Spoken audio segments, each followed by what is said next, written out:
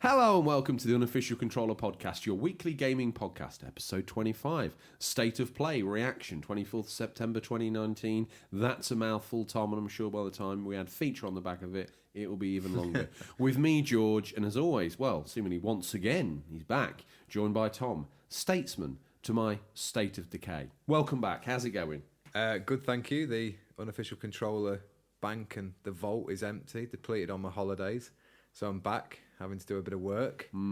James has been doing the script. Yeah, me and James have been down here knuckling in. You're back and the rape alarm goes off, so just back up, all right? I don't like your hands on me. I'm not your property. James is, though. James is your property. You've claimed right over James as you pay his wages. I use his head as an ashtray. So. What can you do? That made it in. Okay, that needs to stop. He's getting blisters, and his mum rang Mumsy, and you need to stop all that. She appreciates that you pay him, but you can't just treat him as your thing. Anyway, before the listeners lose interest, they need to stick around. Coming up in the news, Tom, we've got some Joy-Con drift shenanigans. In the feature, we're going to deconstruct and then reconstruct the state of play from this week. Mm-hmm. And then we're going to do some listeners' pickups, which is probably the best bit of the show. Probably. A big problem. Like Carlsberg. Mm. And then we slip into the new releases for this week, and that's headed up by the main man himself, the Stingray. But you're forgetting one thing. How do we kick off the show?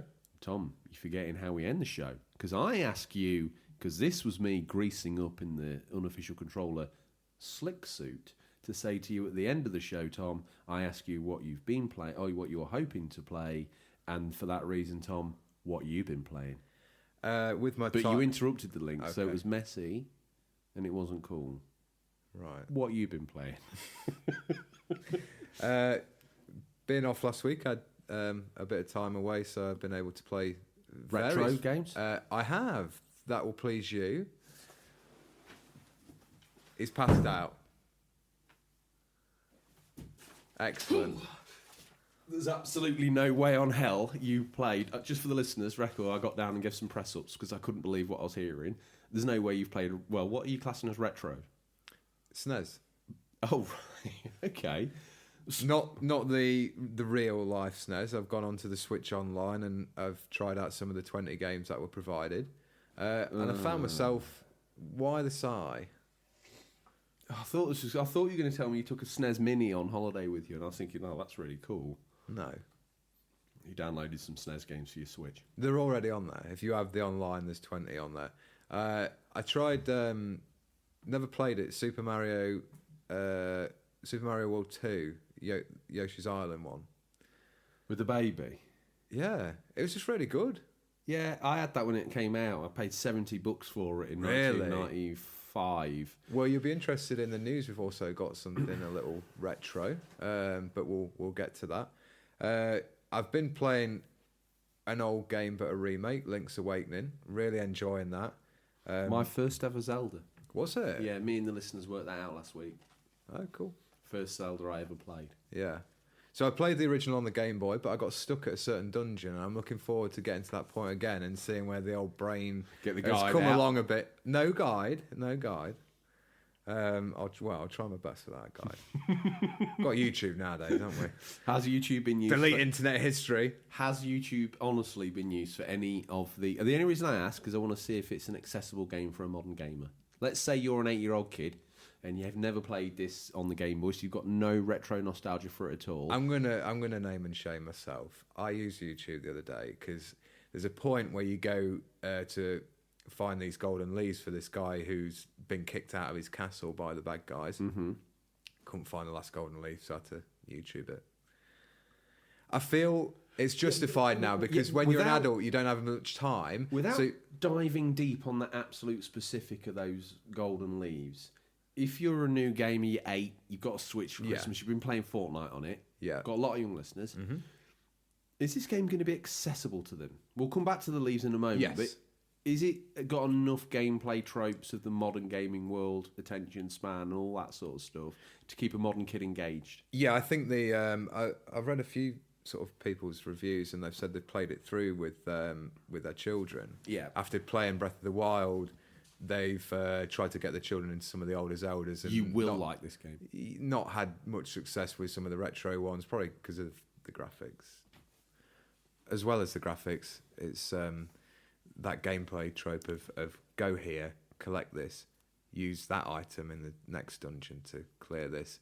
And the text bubbles, I think, put people off. Even though in Breath of the Wild there is some voice work in there, which gives it a little bit more of a modern feel, and it's very open-ended. You can tackle the game in what way you wish. So with Link's Awakening, it's back to that traditional Zelda formula, like we've just discussed. So I think that new art style they've got is going to help bring in a new audience. Is it though? Because it's or new is and it shiny. Yeah, but no. I think it's just going to bring in 40-year-old guys who remember playing it back in the day, and they've got some extra money because the wife had a boob job. They've bought a Switch. I don't know. I think it's a good entry level adventure. The island is quite small. You forget how small the map is. Really, I haven't forgotten. And you can tell it was a Game Boy game. It was that pocket-sized adventure. So I hope it appeals to maybe children and adults who play even mobile games and just want to branch into something a little bit bigger. What's its price point? That is, I think, was unfair. It's a full-price game and it shouldn't have been. What is a full-price game on the Switch? About £50. That is a full-price one. They vary. Some are 40. Some If are I 50. paid £50 and got that, was it £50 just for the Switch game, or was it £50 for the one of those collector's editions? No, £50 just for the Switch game. Yeah, I think that was too expensive. Out of all the reimaginings they've done, I think this has to be the biggest ask that they've asked. Yeah, other than the new graphical art style, there's not really much else new in there. We've got You keep talking about this graphical art style. I want to pull you up for this. Okay. It just looks like a Game Boy game coloured in. I think that's unfair, and if you look at it, it's completely different. Mm. If you ran it next to Zelda Link's Awakening DX on the Game Boy Color... Yeah, but that's a 30-year-old game developed on a monochrome screen. If they'd had the freedom to develop that's it a coloured-in version of the original. This is completely different. I'm not buying it. Well, I know you're not. I'm more waiting. You more don't have a ways. Switch. I'm not. I'm not also chowing down on your story. Okay. There are a couple of problems I want to point out. One being the price point. Should have been £40 game. Should have been a cheaper. £25 game. Maybe if released digitally would have been fair. I think £25 is. It's not a long game either. Boxed, it should have been £25. $24.99 on the shelf. Job done. Boom. They would have sold more. Yeah, probably so. For how long it is compared to a lot of the other Zelda games, it does seem a big ask for that money. There is a new mode in there. It's basically building your own dungeons with it's like a tile area with Grampy the Grave Digger from Ocarina of Time, and you get unlocked tiles to put and build your own dungeon in what order you want, which is quite cool. Maybe they're testing the water for a Zelda maker. You've heard it here first. Oh God. Okay. One of the other problems Is that any good? What, the Dungeon Maker? Yeah. I've not tried it. I've been sticking to the core game. I've got terrible, to the area where it doesn't really interest me that much. I mean, when I play Mario Maker, I tend to play other people's levels. They'd have been better off pulling that out and releasing that as a £5 game or a £5 tool. Yeah, like I say, I think maybe they are testing the water for releasing it as a game in itself. The other problem with it appears to be frame rate.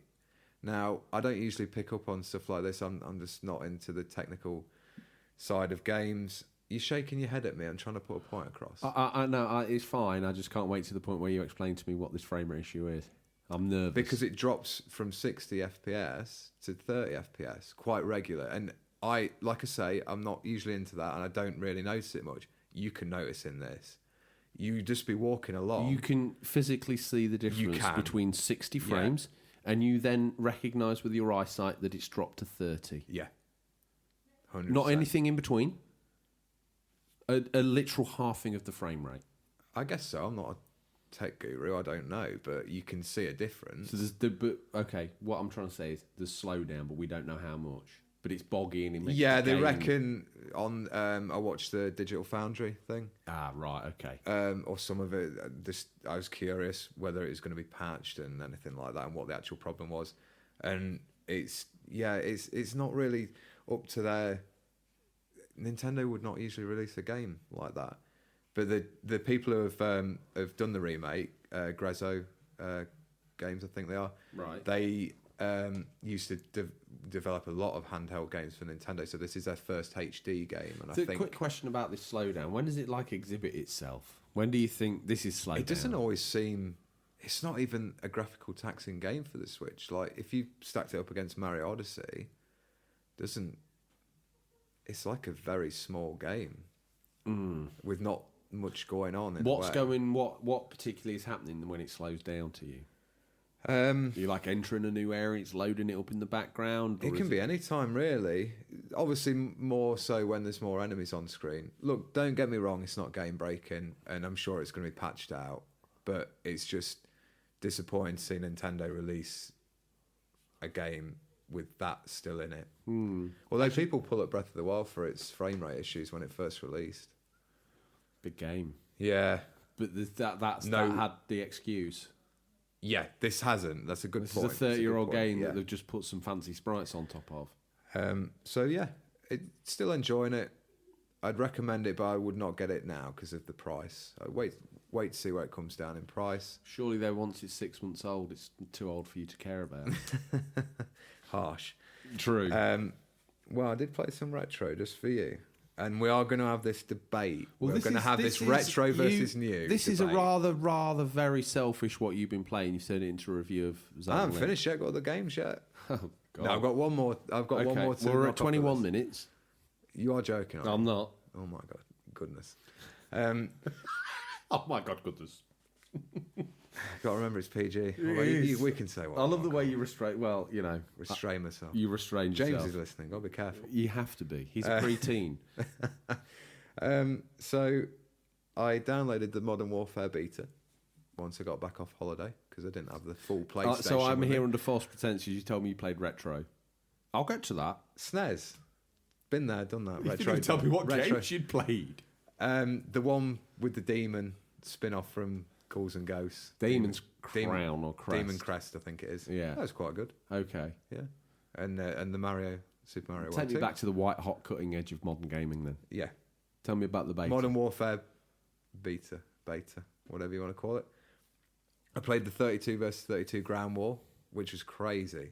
Absolutely crazy. There's so much going on.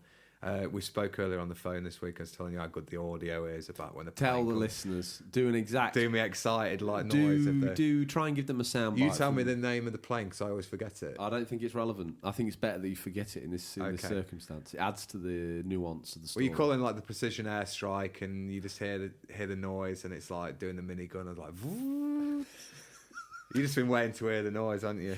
Since you did the impression for me yesterday, I've been thinking, yeah, it needs to be in. And now you've kind of like gone half-half. It's just insane. So there's loads going on because there's so many kill streaks. Is it a good game? It is a good game. And so, Tom, what have I been playing? I haven't finished. Do you want me to carry on? Patiently, yes. I just wanted to tell the listeners if you were a fan of Modern Warfare 1 and 2, you definitely want to be. If you've not played the beta, definitely want to look to pick this up. Well, let's ice that there because we're going to get into some COD news in the feature, aren't we? So we don't want to bore them to death. We are. What else have you been playing? That was it. Oh, thank God. Modern Warfare, Link's Awakening, some retro SNES titles. So longest what you've been playing ever? 30 minutes. I'm waiting for your question. That last 10 minutes went fast. What have you been playing? Time flies when you're having fun, Tom. I have been playing GTA San Andreas on the PS2. Oh yes, you have. Someone has to uphold the retro corner. Seeing as you won't play single-handedly, I'm doing it. And I've played a little bit more Rockstar Warriors on PSP. What else have we played? Resident Evil 4, got further in that. Killed some of the bosses. Which was your last boss on there? Can you remember? I think I've done another one on since this, but the game's so memorable I can only remember the last one I killed being the guy with the eye, the glass eye that you need.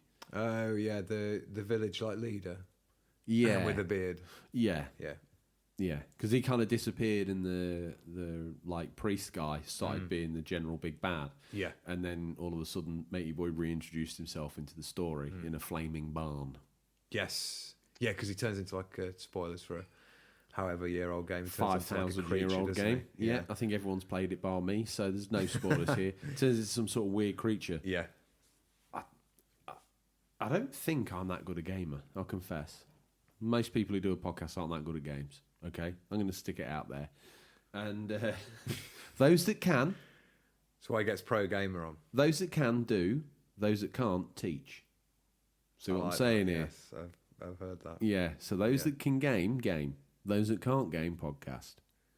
Those that can game, stream. Those that, yeah, okay. Those that can't even do that, podcast. And I forget where I was going with this. Anything else this week? Resident Evil 4, Oh, San Andreas. honestly, mate, Warriors. Resident Evil 4, I'm actually disappointed by the challenge. I found that quite challenging when it came out. I think that maybe when it was newer, the sense of dread was more foreboding because of the atmosphere. When you're playing it, it's just a game.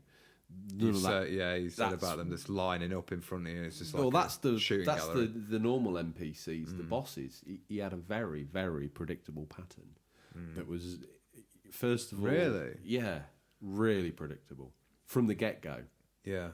And little glowing places where you need to hit him. That first of all, you need to aim at his lower mid-torso, and that separates his body from his legs. And then the body part of him swings around. Just wait, listeners, till he meets a regenerate. I don't think it's going to be an issue to me. We will see. Well, I'm doing good on the upgrades. Anyway, Tom, before we selfishly absorb... Welcome, stranger. Welcome, stranger. Oh, mate, he's the best character in the game. He's good, although he needs more sound bites. Because after you've met him for the fifth time, you're sick of seeing him. And I think, Tom, that's probably... is that all I've played? We've been busy, haven't we, playing games? We're actually podcasters who do play games. I picked up One Piece open world for PS3, and I haven't been home long enough to try it, but I will do that. One Piece, is that an anime? Manga. Okay. Yeah. Cool. It looks cool. Yeah. And I'm excited to try that. I think we're there, aren't we? Well, listeners, we're going to move on to the news. We've scoured the very darkest regions of the internet to bring you the latest stories. First up, do you want this, Tom? Yeah, okay. Go on. It seems Nintendo... hang on a minute. While you were off, I had to wear the onesie, and the crotch stains had got beyond sensible.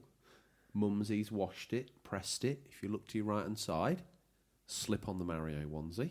Did she use the starch like I like? In the crotch area. Okay. Yes. Good. Mario onesie going on then.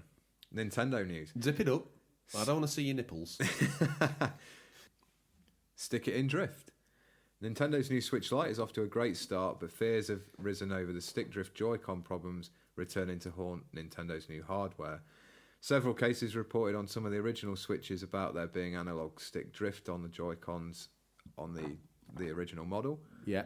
We're hoping Nintendo has resolved this, but fresh off the press, there have been reports of the Switch Lite doing this as well.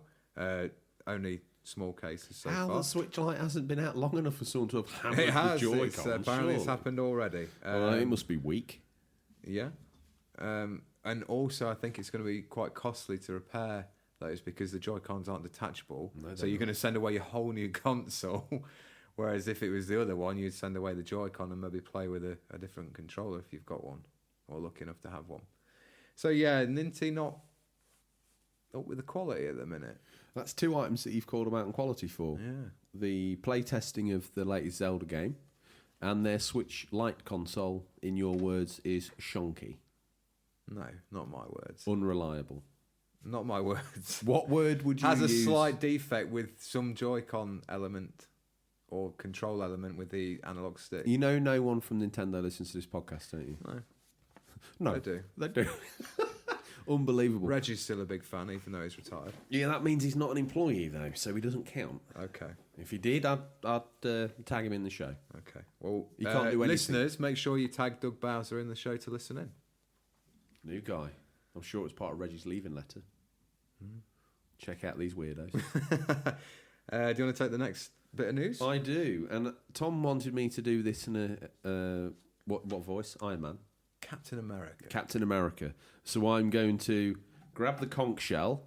Pop! Retro collectors assemble. Just to, throw it out there. Safe Store has been busy carrying out some research on some of the most expensive retro sealed copies of top games. You can see a graphic of the titles and the highest price paid over on the safestore.co.uk. Would you believe a sealed copy of Super Mario World on the SNES once went for £2,664? That's an increase of 6,500%. I think Tom did the maths there, so we'll have to just play it by ear. Let's hope that doesn't make retro gamer Thomas regret his turn to console and game cannibalism. Could be an expensive hobby, couldn't it, going forward? It could. Retro gamer Maybe Thomas. has like very fine taste, so he goes for the extra special range of consoles. Yeah, like I think the M&S range of consoles. Do you think he has a veto on seals, or do you think he's like, nah, savage that off? I want it the fresh meat inside. I think he does. Yeah, he don't care about the seal. It's coming off. Next up, enroll for the Resistance. Terminator Resistance, a new single-player first-person shooter title from the small Polish-based developer studio Teon. Hope I pronounced that right. Set in the future war era after the events of Judgment Day, the game puts you in the military boots of the new original protagonist, John Rivers. That's John, not Joan. John Rivers is marked by the machines for termination. The reasons as of yet are unknown. Teon Studio produced the not very well received Rambo the video game. Oof. Have you played that? I've heard it's bad. I've seen it about, and I've been tempted to pick it up because I didn't know anything about it. I'm kind of glad off your throwaway sentence there that I didn't pick it up. Well, I hope they're going to prove the doubters wrong, and with this new effort on another existing movie franchise. I watched the trailer. I love that part of Terminator 1 and 2 where it shows you that future war, and it looks real cool, and the effects still look great now. I've always wanted a game set in that. There maybe are. Never give the fans what they want. Well, no. We know that, don't we? It'd be terrible. I think there's a few things working against Teon here. First of all, their history in games isn't that great, and it doesn't. I don't get the impression they're a company that's learned and grown from their mistakes. And it feels like they've rushed out to get themselves an Elastoplast, which is a film license, and stuck that all over their failing software house. My question to you, do movie tie-in games normally represent a high watermark of quality? Well, if you want to find out, go back and look at one of our old episodes. It was just a question. It wasn't a plump. No, for a beg. I'm giving you my answer. That's the best play. That's where I'd be looking. Okay. The very best gaming podcast out there. Well, I was going to say to you, I do not, based on those two pre-qualifiers, I do not have any high hopes for this at all. I, like you, yearn for a Terminator Future War game. I think that with it being out the end of this year is a bit worrying as well. It's kind of like they've only just shown a trailer and it's coming out in a few months. That's a bit... The trailer for the game or the trailer for the film? For the game. All right. Have you seen the trailers for the film? Yes. I've not been that impressed with that. No.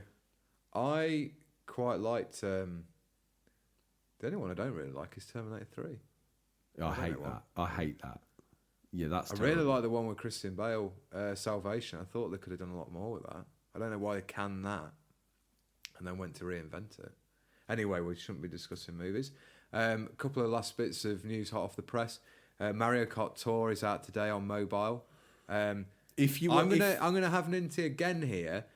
$4.99 for the mobile pass for the game. I guarantee. Do you realise how much $4.99 is more than the Switch Online per month? That is ridiculous. Can I say one thing? Yeah. You're not going to get any more codes now, are you? No. How safe you've set the line right up until this point, and now you've transgressed. Yeah, I've always backed Nintendo's stuff, and I always will do. I'm sorry. Apart from this week.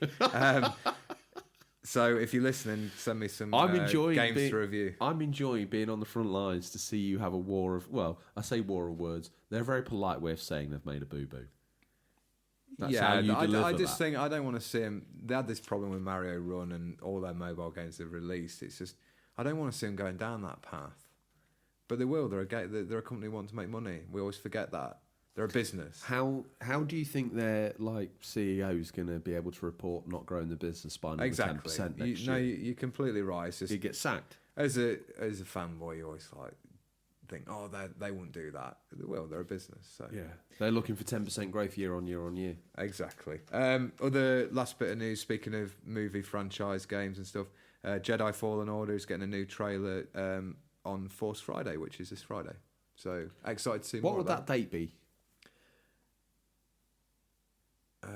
The 27th. Why is that Force Friday?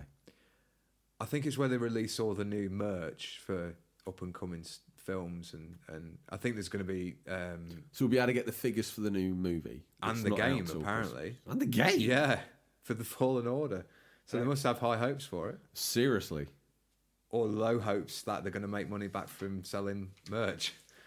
But yeah, they're just a couple of last bits of news hot off the press. Okay. Well, Tom, moving question for you and the listeners: did we miss anything? Do you have an opinion or take on the news we missed? If so, Tom, how do the collected masses get on? Tell you you've made a boo-boo with your review of Link's Awakening. Tell me I shouldn't have done News Team Assemble Anchorman. I should have done Avengers Assemble Captain America. How'd they get in contact and let us know that we're complete blithering boo-boos? You can reach us at questions@unofficialcontroller podcast.com. Nearly stumbled that. It's been a week. Tattoo got nearly washed off. It did. Or you can direct messages on Instagram or Twitter, as many of you do. You can also leave comments on our YouTube page. Good job you rolled over that last bit of jumper. Just before we move on to the feature, we just want to do our usual call to arms, please. The Unglorious Bar Stewards have been at it again. This is great. There's been some great attacks on various Gaming. high-profile gaming elite. I don't know if you know this, Tom, but the world doesn't pause when you're not here, and this was all done last week. Yeah, but they've been doing it this week as well. They have, secretly. Stealth mission. on the dark web where you hang out when you're not actually working. Yeah. Okay. So please leave a review, subscribe, anything you can. Please help us promote the show and make it as best as it can And where be. are we sending him to? We're sending him to one place only. Where is that?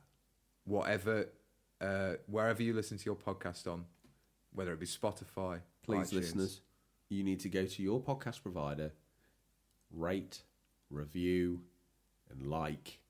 Make sure you subscribed. Yeah, Tell all your friends. This is how this thing grows. absolutely. We could do a better mic, so we need to grow soon, don't we? We'll stop taking a wage, and we could get some new mics next week.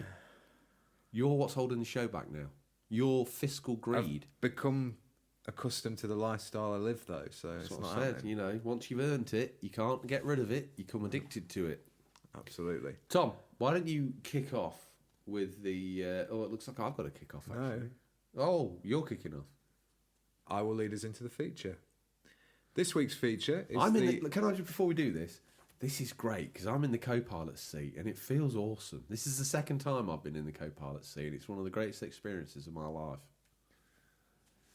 Bar the birth of my children. So close to. May I start? Yeah. Good. I enjoy the relaxed atmosphere of the Tom Back from Holiday podcast. It's great.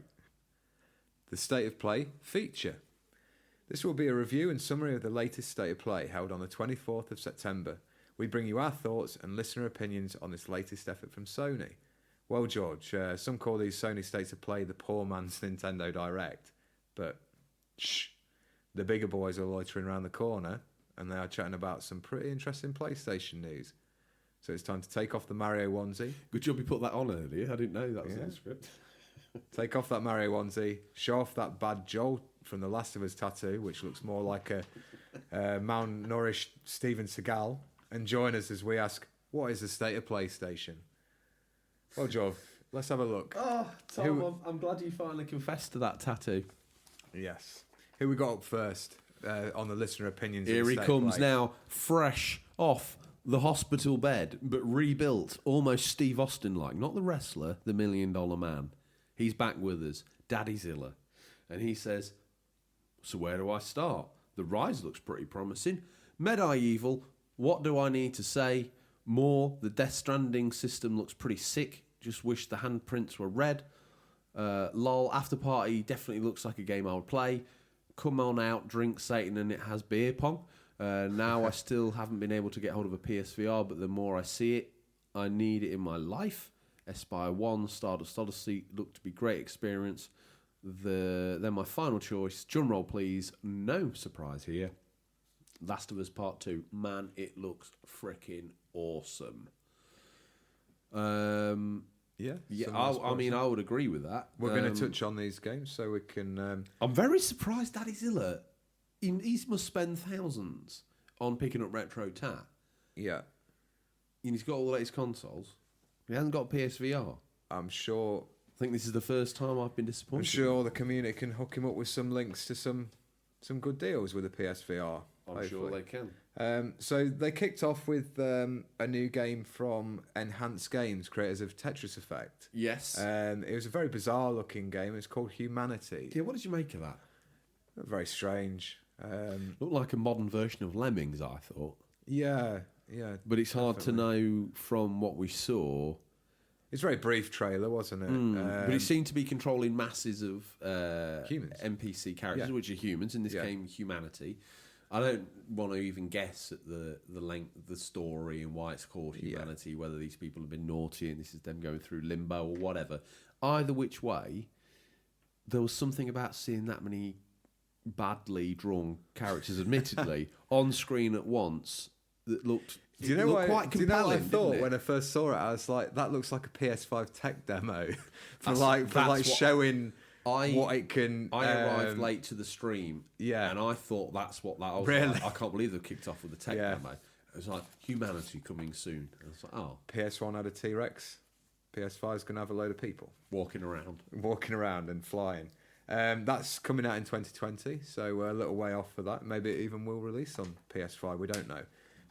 Next up, we've got Odders UK. Do you want to read out his comment? I will. I'm the voice of the listener this week. If it wasn't for the Last of Us 2 trailer with an alive Joel reveal, although he could still be dead and be a figment of Ellie's imagination and or damaged psyche, we do not know yet. I tell you what, Odders UK jumped off the deep end with the tinfoil that week, didn't he? This state of play would have been a rather dull one. Yes, Humanity and Arise looked interesting, but where were the likes of Ghost of Tsushima? Seeing as the states of plays are supposed to be replacements for Sony not being at E3, they've not exactly been on par with the Nintendo Directs regarding big announcements. Excuse me. I feel these state of plays should, announcement-wise, be mini E3s. With... What, Tom's found something. No, it made me laugh. I'll tell you after. Okay. Not about the comment. Oh. Announcement-wise, be mini E3s. The big announcements that have... much mentioned before. Do you know what? You've thrown me completely off tack here. Sorry. So what he's saying is he didn't think it was much cop, and he doesn't liken it to the big E3 moments that historically Sony have delivered, such as or other powerhouses have delivered at E3, such as the goosebump-inducing jaw-on-the-floor moments that were there when we had, as always, I use my go-to E3 moments. The Twilight Princess reveal trailer and the God of War PS4 Kratos reveal. You could argue that revealing Joel at the end of Last of Us 2 trailer has a bit of that, but all in all, it's clear that Sony are winding down the PS4 generation now and getting ready for the PS5. Just as The Last of Us was the PS3 swan song, it looks like the sequel will do the same for the PS4. I do kind of agree with some of his comments actually, yeah. I agree too, but we've forgotten to do something actually very important to the loyal listeners. What's this? We should have done it at the top of the show. The competition. Yeah, we'll do it at the end. We'll finish off at the end.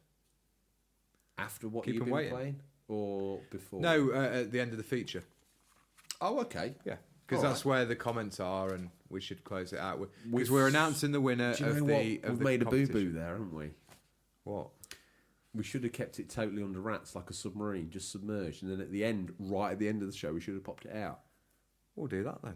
But now we've told them we've surfaced now, haven't we? All right. You know, we're crap submariners. Odders, I think he's right. I think that he's absolutely on song there, don't you?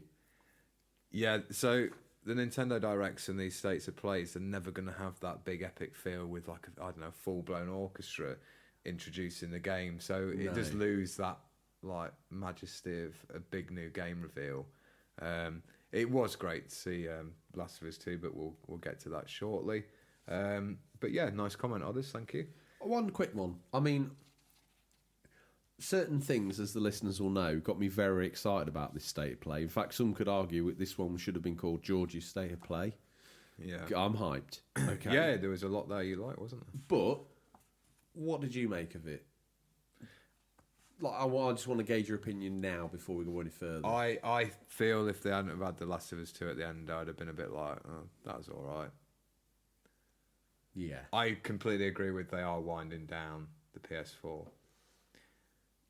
But if they're going to do another state of play this year and close it out, that one will have to be some big hitters on there. I wonder if they do one at the end of the year, whether it's just going to be PS5 based. Yeah. I think PS5 maybe be next year. Although maybe they haven't got a lot else to show for the PS4. Well, one would imagine that before the end of this year, they might like to show what the box will look like. Yeah, maybe so. Is my thoughts. Next thank up, you, Odders. Next up came Modern Warfare, and they gave us a glimpse at the campaign trailer. Yeah, now, surprisingly, Tom, we seem to have swapped bodies. Yeah. You've been retro, and I thought that the COD like story trailer looked great, and your comment to me was, no, it looked poo.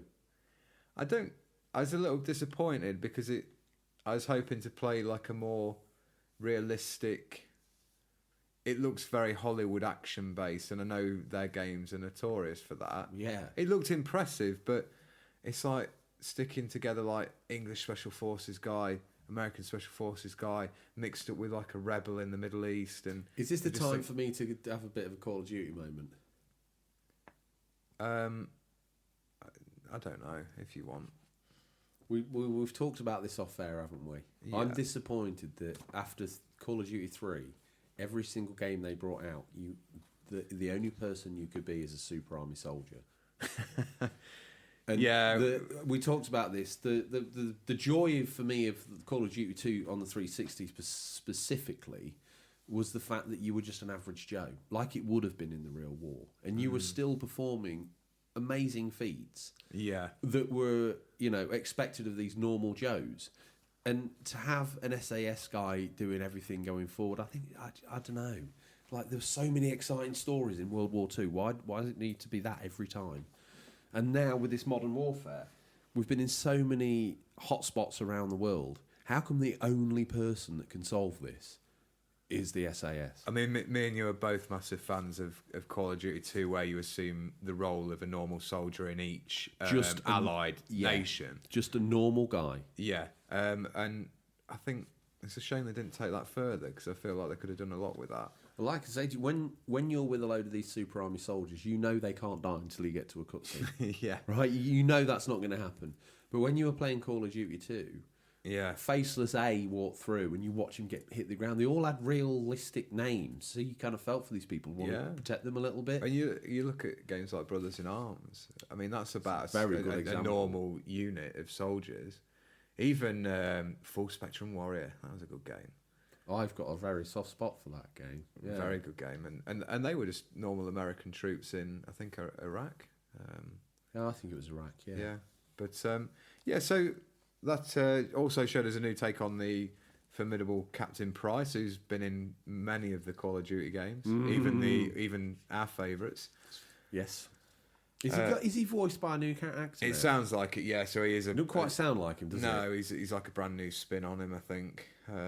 But yeah, I am going to pick that up. Do you think but mainly for the multiplayer. Do you think Captain Price is like? Is it? I know in some of the DC stuff in the Flash they've got like the multiverse.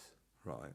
Do you think? And Turtles have based their fiction around the fact that they have multiverses too. So every time you see a different version of the Turtles on TV, it's one of the different ones for the multiverse. I'm sure when the copies of the Call of Duty games aren't selling well, that's where they'll go.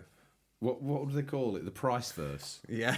They want to stamp like loads of Captain Price is on a mission. And I wonder if one of them's like an absolute coward as well.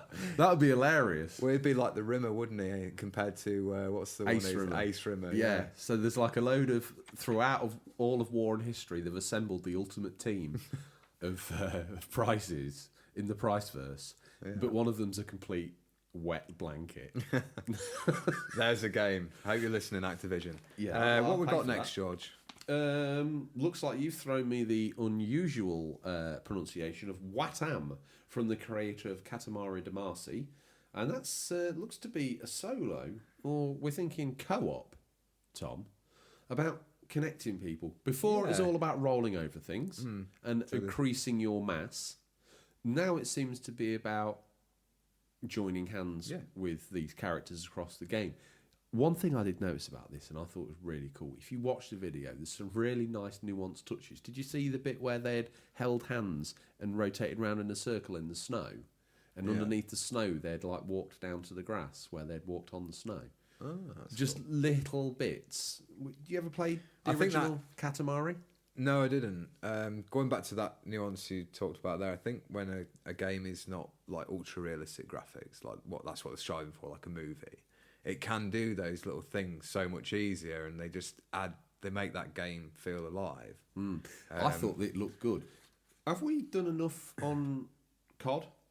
Because I thought that there was an exclusive thing announced, wasn't there?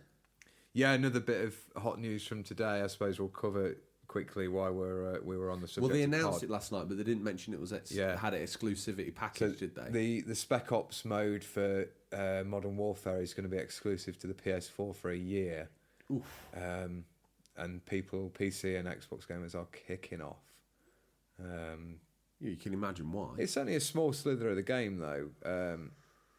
And What is this? What is this mode? And what I what don't would I know liken it much to? about it. It's there'll be like extra missions, I guess, and I think there was a Spec Ops mode in Modern Warfare 1 and 2. But What if was there it was called? This mode that they've announced, what was it called? Spec Ops, I think. Oh, I thought it had a second name. I thought it had like 2 Spec Ops XYZ. I'm not sure. And I think that was the giveaways to the gameplay loop. But anyway, you didn't tune in to get the latest hits and stories and news about the state of play. You came in to listen to us waffle on about Katamari Damacy's spiritual sequel, Watam. Yeah. New IP, Tom. Thank the heavens. We And need that's, to dilute the pool a bit, do. don't we? And that's out in December of this December 2019. So pretty soon, a few months' time. Oh, that one passed me by. Actually, look at me. I've perked up a little bit. It's almost like I've had a brew. Next up, we've got from Techland Studios, Arise, A Simple Story. It's a game about an emotional journey through limbo. Has a very interesting looking art style. Also interesting soundtrack and adventure style gameplay. The release date, it said coming soon, but I have looked into it and it's going to be December as well. December 3rd, I believe. So I might pick that up. Do you know what Techland are famous for? Yes, it's on the tip of my... Is it Oxenfree? That might be in the list. I thought you What's might... their most famous title? I feel like I might have played it. Call of Juarez. Is it? They did that game. They've also done Dead Island, which I thought was pretty good, actually. Yeah. It's a bit grindy. A Dying Light. Yeah. You thought they did Oxenfree. Back up. I'm looking at this on my own. No. Game's developed. You wanted Oxenfree. No, I think that was another indie developer. They did Dying Light 2. Unless they published it. They did publish some games. No, not at all. They did publish Pure Farming, believe it or not. Oh, right. Yeah. Well, yeah, so that's another interesting new title for the end of the year. A budget title as well. Also, I think where I was going by listing off all those games, Yeah. it's not really what we expected to see from Techland Studio, is it, the game? Beautiful No, as it no, looked, yeah. as interesting as it was. Yeah, with that back catalogue you've just read out, it's... They don't have the history No. of a explore, story-driven platformer, Yeah. do they? No, it's certainly a curveball from them. Are you going to pick that up? I mean, it's your kind of tact, isn't it? tat. Yeah. You like retro tat, I like indie tat. Yeah, you like indie tat. I'll tell you someone else who would like that game. Who? Comic Pictures. Would he? A.K.A. Adam the Artist. Yeah, he's a big, staunch indie sort of, what's it called, champion. Yeah. We need to do maybe an indie feature sometime soon. Well, you decided you were going to be the indie guy, and you were going to collect all these indie studios up underneath your wings. This was one of your roles on Insty, and they were going to seek you out, and we were going to do a show. Yes. How's that going? Well, but it's pending. It's pending. I need more budget. I'm coming to you now. I need more budget for that. I need to wine and dine them. I don't quite like... You see this paper that the script is printed on? Yeah. This represents the very last of the petty cash. Slow down. Right. Read your words. We've got another listener comment. Have we? So I have to do that. You Let have me to pull do my those. shoes on. I think the listeners know this is a relaxed Tom's Back from Holiday podcast. It's this happy joystick says this. Yeah. You know, he's not holding back. It's just a big meh from me. It feels like the B team was asked to create a Nintendo Direct knockoff, but all the A-listers in the company want nothing to do with it. Thoughts? Yeah, like Harsh. I said. Any truth to that? It has a very good variation of titles on it. On the State of Play? Yeah, they covered a lot of bases there. I like what you're doing there again, with the MLB reference. Yeah. Wah, wah, wah. But, yeah, I mean, like I say, I don't think they've got that much to show for the PS4 now. They are winding down, and they didn't want the big expensive E3, and they're just letting people know they're still there, this is what's coming, and yeah. I think expectations were like ludicrously high, as they sometimes are for a Nintendo Direct. People are expected to see Metroid 5,000. Metroid 5000, Mario Galaxy 3, all these big heavy hitters in one go. If a studio did that, everyone would be like, oh, what do I look forward to now? Drip feed will always be the way, I think. It's just the way it is. Well, let's face it, these businesses are looking to eke out an extra 10% out of you year on year. Yeah. This is how they do it. It's death by 1,000 cuts. To that note, someone else has got in touch, Tom. We move on to an Xbox owner. Yes, well, fresh from his new website, Downright Square Circle, links in his bio, check it out. It's basically a play on words, Downright Square. Yeah, I got that bit. Are you sure it's got a circle on the end? Yes, Tom. Good. The website is called Downright Square Circle, the circle bit being the inclusive circle he finds himself I love in. it. Vince the Gamer is... I've marvelled at his intelligence. He's got big brain. Vince the Gamer got big brain. If he were doing this podcast... Sack James. Get Vince the Gamer on. You can't afford Vince the Gamer. I think if he worked on this podcast... He has got his own game shop in the village as well. He'd be on more than you. Okay. He's what we would call in the industry... Titan of industry. A verified influencer. Oh, really? Yes. You... unverified influencer. But still an influencer. Yeah. I'll take that. Everyone's an influencer in the industry. Some people are verified and have influence over slightly more people. Your influence reigns over Mummy and Lord Ponsonbury. And James. Which is why Mummy and Lord Ponsonbury, on your recommendation while you were away last week, went and managed to find a copy of Buzz and 2 controllers. And they've been playing Buzz in the main part of the bunker solid while you've not been here. Excellent for them. Not for me. So what's Vince the Gamer have to say? What has he got to say? Anyway, if you're listening, it's probably the most roundabout advert for his website you've ever seen in your life. The link's in his bio. It's called Downright Square. That's very, very clever. That's very, very cool. The content matches the ideas. Very good. He's got some reviews on there. He's got a link to a rather tame podcast that you probably ought to go check out. And he's also got a link to a guy who's got a great Etsy shop and does awesome pictures of the people in the village, Adam the Artist. Mm-hmm. / comic pictures, no space. I think that's it. We've had a week, I forget. Vince the Gamer, Tom, he's here. I'll tell you what he's got to say. As an Xbox owner, none of it made the slightest bit of difference to my life. That looks like a crying till I laugh emoji. Pretty annoyed at the Medieval remake isn't going to be coming out on Xbox though. I'm loving the idea of all these PS1 classics being remastered. I suppose you've got a point there, 'cause Crash and Spyro made it to the Xbox, didn't they? Yeah, you would think that would as well. I get his point. Thing is, though, Medieval's been locked to the Sony ecosystem for a while, whereas Crash and Spyro went multi-format, didn't they? They did. And Medieval seems to be a footnote in the history of gaming. What now? I've just seen what's coming up next. So, listeners, you better sit down. Well, good job these mics have got spit guards, Tom, because I'm going to about flobble all over the place. Because you go for it. I couldn't believe. I said to you last night, that thing scrolled over and I saw the Rockstar logo and I was like, oh, what's this going to be? When the screen rolled back, much to my excitement and probably everyone else who was watching its disappointment, they announced LA Noire the VR case files. Now, that's obviously out on Vive and Oculus and all those PC gim-gams for the thousands of PC listeners that we've got. They've already completed this, Tom. To the thousands of PS4 listeners, this looks like something to get excited about. If you're in the small niche of PS4 owners that are into VR, and then that small niche of VR owners who are into LA Noire, which is me. So I'm excited about the game, where we've drilled down on the numbers. There's only one person that's fascinated by this. I didn't realise that it was they'd involved some shooting and driving sections as well. I was totally under the impression that it was only the interview sections.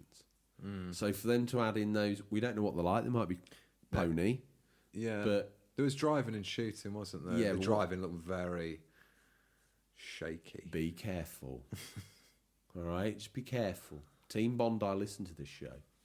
Do they? Yeah. Same as Doug Bowser. Well, he should have read his exit memo from Reggie, because at the bottom it says to check out the show. But no one ever reads the last part of the script. No. So LA Noire, I'm hyped for that. There was also that VR sizzle reel. But what did you forget about VR files? It's they out now. Shadow dropped it. And Unfortunately, just went, bang, it's out now. Yeah, they shadow dropped it on the week where I'm not going to be able to get home and play it. Well, what are you going to do? It'll be their way. Did I break the fourth wall? Technically, I live here, don't I, in the bunker? I think the fourth wall's been broken that many times. We need an army of Arthweeder's own pet builders to come and fix it. And that'll be my pick out of the boot this week. Oh, you remembered one thing from more than 10 years ago. It'll be in the boot. So yeah, out now. And that is what you want to see on some of these states of plays. Out nows is always a good feeling, right? Oh, yeah. There's another one of those coming. There is. We saw a bit of a VR sizzle reel of various games, one of which was the Dreamcast Space Channel 5. In VR. I mean, yeah. If that game wasn't bonkers enough, see it first person, realise how insane that game actually is. Yeah. Left, right, shoot. Next came another shadow drop of a Medieval remake demo, yes, which is available now. And if you play the demo, you get Dan's helmet. I thought that was actually pretty cool. Yeah, it's getting a demo would be great. I'm sure a few people were like, "Oh, demo for Medieval, give that a go." But with the added incentive of playing through to unlock a hat for your character in the main game, flimsy as it sounds, it's actually pretty cool. Yeah, I think I'll download the demo and check it out. I've never played the original. If it's free, give it me. I'm that kind of guy. Love it. I never liked Medieval. It's free. I'll download it now. Well, bloke. Has it got trophies? That's why people listen to us, isn't it? Get the freebies. It's free. Yeah. Chance of winning something. How do you generate a wage from the show if it's free? Sponsorship deals. Sponsorships, yeah. And Lord Ponsonbury is very generous. Yeah, that's why I've been on holiday. I've been working on some more sponsorship deals. Honestly, dude, if I earn as much as you do from this podcast, yeah, I don't think I'd work. Yeah. Yeah, awkward. What else was out there? So Medieval, you hyped for that? I actually thought the graphics, I thought they'd done some good stuff with that, if you've played the original. As with all those PS1 remakes, when you actually revisit them on original hardware, your imagination and memories... Yes, and this is what I was trying to tell you about Link's Awakening. But because it's Nintendo, it wouldn't have it. There's already 4 hours of this review on the cutting room floor. How much more do you want to add? Well, we better move on. Civ 6 comes to PS4. I've got a question for you here. Okay.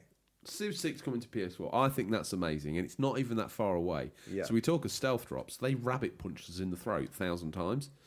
Civ 6 coming to PS4. No, I don't know enough about this. I don't know if you do. I've got it on Switch. It's okay. Yeah, but my question is that a Civ Rev version they've made for mobile platforms and consoles, or is it the actual real full-on warts and all Civ 6 that they get on PC? I think it's the real deal because it's providing it's coming with the DLC packs which are only on the PC. They didn't come on the Switch? Nope. Do you not think? that I'm aware, unless they're out now. But as far as I'm concerned, they're not. Have you got this on Switch?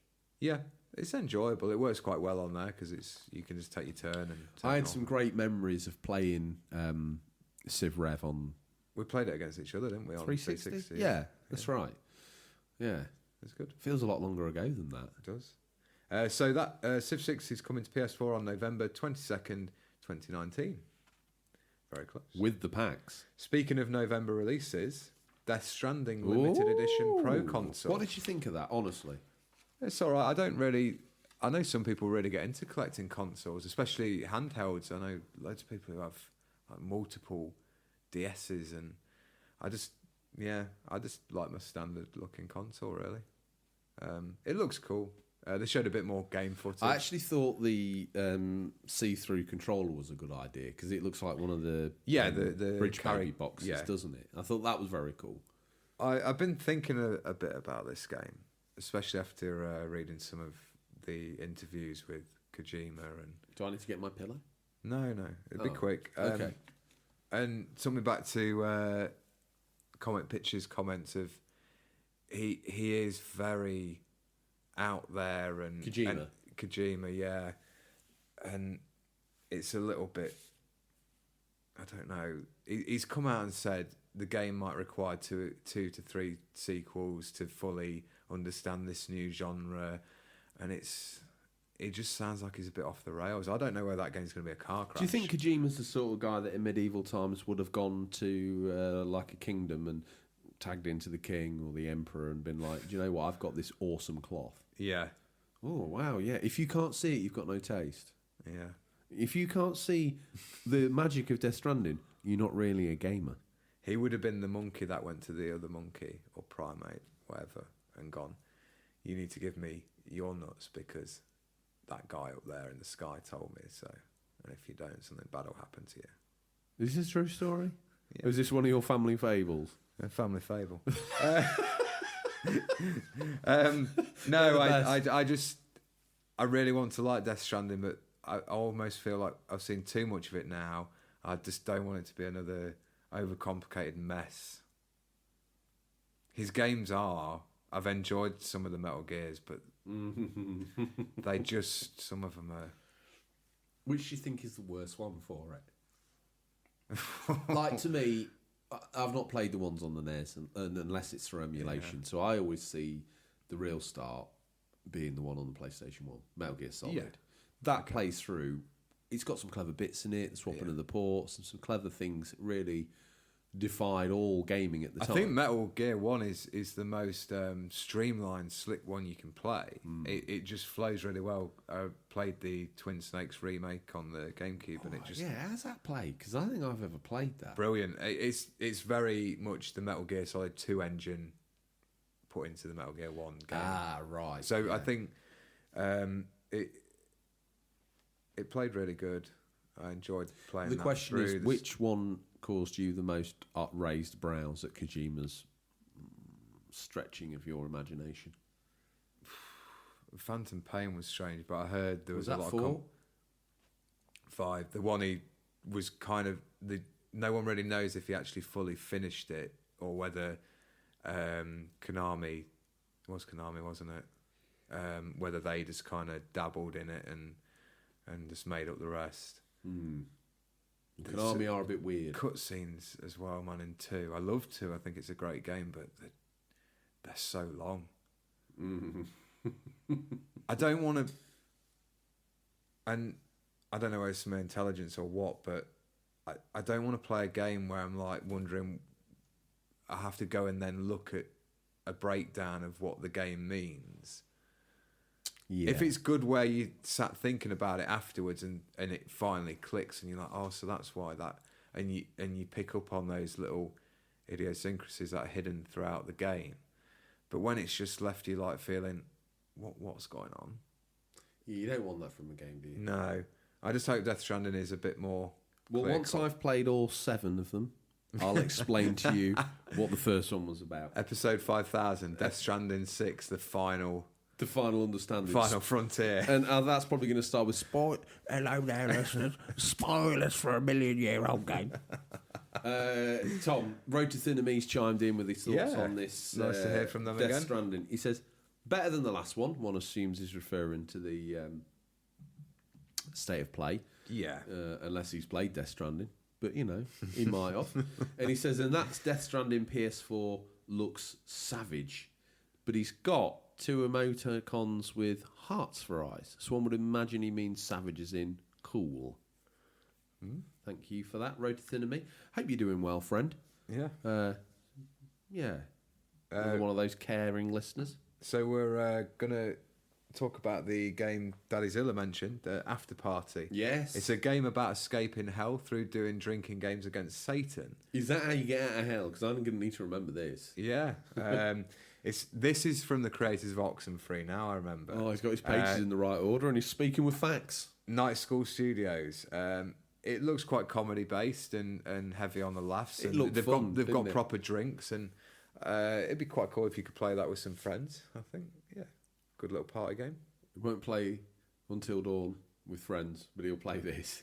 I don't have friends, so I can't. Other than What a you. strange hypocritical last sentence you uttered. Yeah. No, I'm talking about listeners in the for them to play with friends. Are you right? Okay. Yeah. I was thinking I was gonna have to pull on the friend T-shirt again, and Yeah. Mumsy will force me to play games with you. I like the look of that. I thought the art style was cool. I thought some of the comedy in it caught me off guard. I thought, that's all right. I think that might be a little sleeper hit. Yeah, I agree. If it made its way to the Vita or Switch, I think it'd be really at home on there. Just a thought. Definitely, yeah. Next up, we've got the October games on PS Plus. We've got a sneak peek at those. Yeah. MLB The Show, 19 Baseball. And Yes! we better move on quickly because he'll talk about it forever. And The Last of Us Remastered. Told you it was the best state of play ever, didn't I? They gave me baseball free of charge. This year's edition, Tom, that's generous. It's £50 game. Yeah, they're good picks for the month, aren't they? Yeah. I think they're getting The Last of Us Remastered. As I said to you last night, most people would look at MLB The Show and be like, I'm not into that. But just think for a moment, these people share space with all the great games that you've played this year and last year, and they've decided to put that into making a baseball game. Trust me when I say this to you. When I downloaded baseball the first time, I didn't even understand the game. I wasn't even sure which team I liked. Now, I'm absolute barnstorming fan, and they've given this game away for free. I see the UK baseball fan population doubling overnight. That's 2 of us. All right? No, 3. He speaks with facts. I speak with...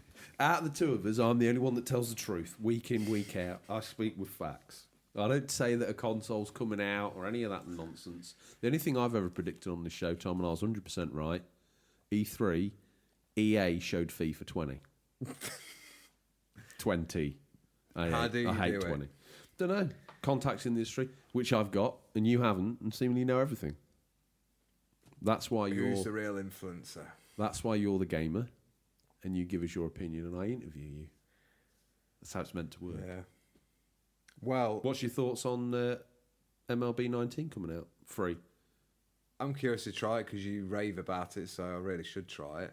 Yes, backstage, working out, getting on the plane, all that, just like you wanted in a wrestling game, except when you get to the gameplay, you just got to hit a ball.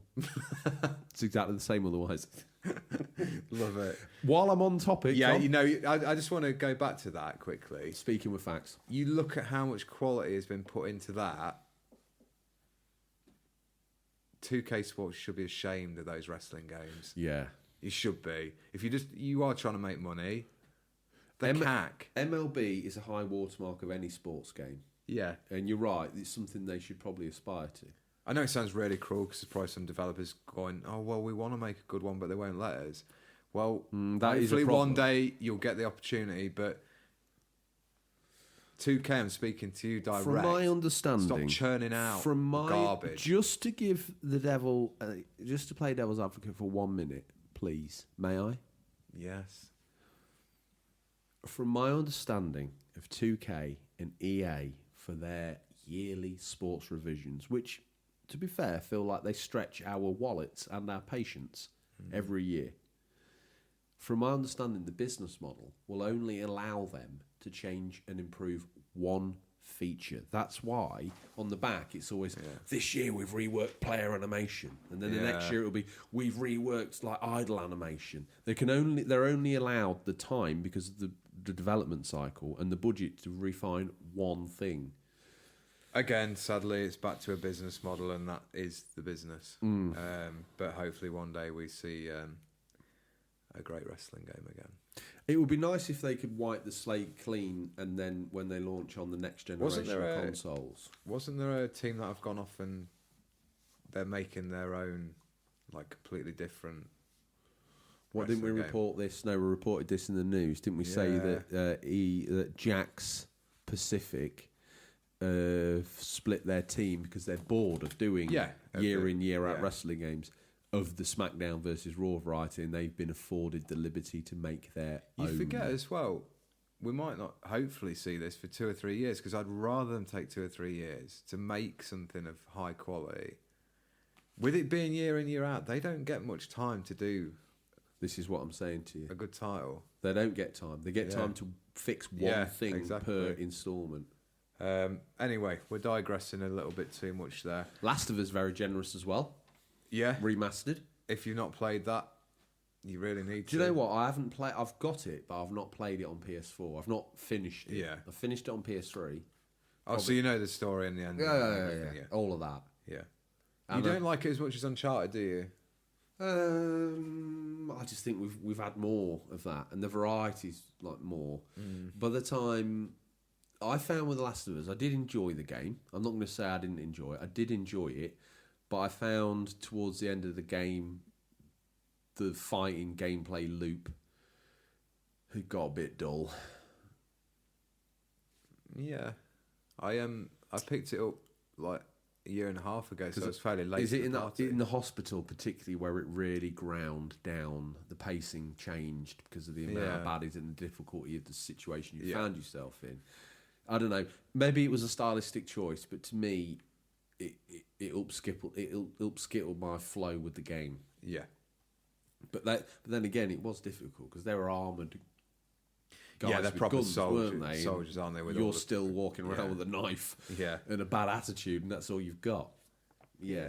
Good game. Good game. So that led us into the big reveal of this state of play, Last of Us 2. So they finally released a new trailer of that, and it looks pretty incredible. Graphically, I don't think I've seen anything that looks as good as that.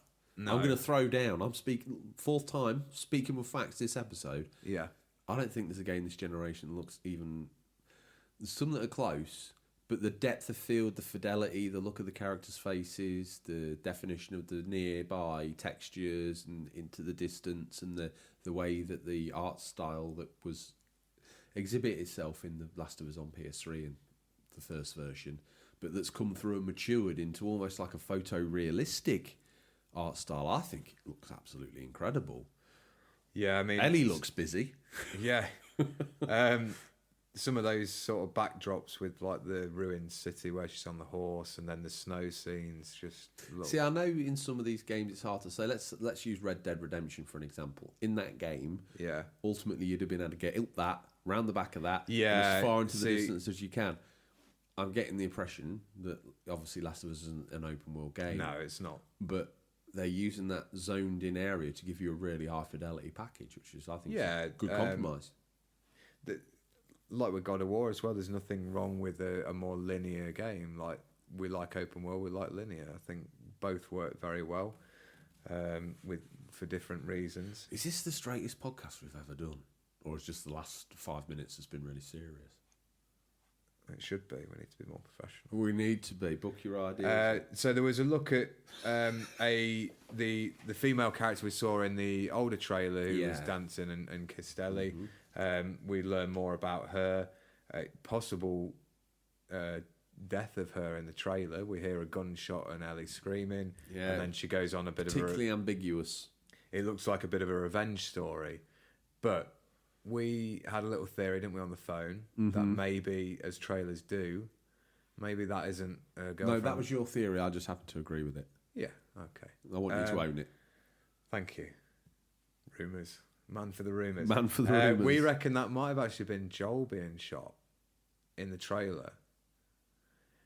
Because trailers do this a lot, even with movies now. They put things in different order so that when you watching the trailer, you think, oh, that's clearly her girlfriend's been shot or killed or whatever.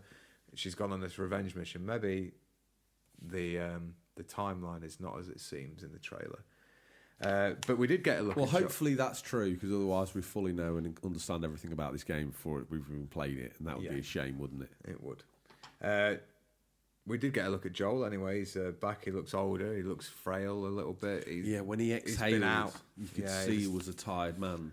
Yeah, exactly. Obviously, time's moved on. Ellie's older. Joel's older. They gave us a release date, which was a really nice surprise. 21st of the 2nd, 2020. And also, it's going to come on 2 discs, so it's looking like it's going to be a bit of an epic. A belter. Yeah, there were several special editions planned, including the Ellie edition with a rucksack and also a statue of Ellie and loads of other trinkets and tat. I don't normally pick up special editions when they're new, but you know what, I might. Have you seen the price of that Ellie edition? Maybe I won't. 270 quid, I think. That's exactly your weekly wage from this podcast. Is it? I thought that was per hour. Well, I hope not. Sponsor boy needs to write an IOU, doesn't he? So to close out, we've got My Gaming Space. New listener. Yeah. Chiming in. I really enjoyed it. After Party looks fun, but it seems to have a very limited lifespan, and the Death Stranding PS4 Pro looks great. I can finally play Last of Us. Yeah, I've been putting it off ever since I got a PS4 3 years ago. As soon as it'll be free on PS Plus, Last of Us 2 looks great. I did get a sense that PlayStation was starting to wind down the major releases, ready for the PS5, whenever that will be. Yeah. I think that's a recurring thing from the listeners. They seem to cotton on to Sony's empty pantry. Well, we're going to close out the feature because we're going to do a little bit of a reveal. Why do you have to punch your microphone every 2 minutes? Know. What has it done Clumsy to you? Hands. It's the most expensive one. Everything you get is the glitz and glamour. I'm speaking into a yogurt pot. A tin can. With a bit of string glued to the laptop. Can you hear me now? Yeah. So we are putting together a little, we called it the community chest, didn't we? For the unofficial controller. Yeah, we did come up with that name. Yeah. And 5 weeks ago. We're going to be a couple of weeks before we get it out to this lucky winner. We hope you enjoy it.